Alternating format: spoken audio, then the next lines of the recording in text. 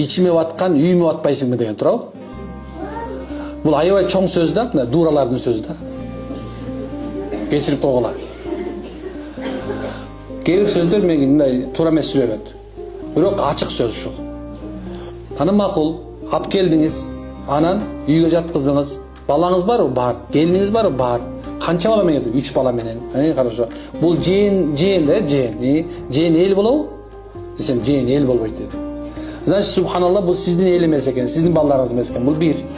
Экинчиси, муну апаргандан кийин эмне кылыш керек болот? Үйүңүздө эле жата бериңиз, жок, иштейт.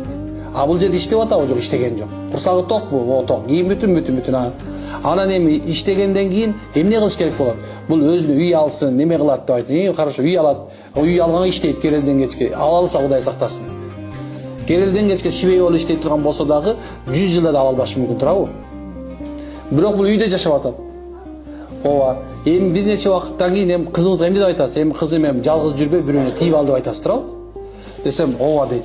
Күйөөсү турбай эмне кереги бар дедим да. Где логика? Сен кызыңды алып кетип калганда эмне пайда таптың? Барып эле бир алкаштан бир алкашка бердиң да, туурабы? Еще бир жерге балдарды коордукка бердиң кайра.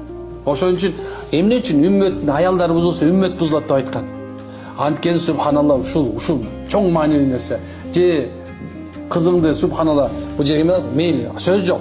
Эгерде субханалла зулум болсо алып кет. Жанагындай картежник болуп, уттур эмдеп атса алып кет. Күнүгө сабап атса, алкаш болсо алып кет. Андайга жашатпа. Анткени андайда жашатыш болбойт. Жанагындай спайс чегип алган, жалкоо, эчтеке бакпаган болсо, анда алып кетсең, бул жагында субханалла бир сөз бар. Бирок соп-сон болуп турган нерседе, Куда тосуп койду деп алып кеткен аял ким?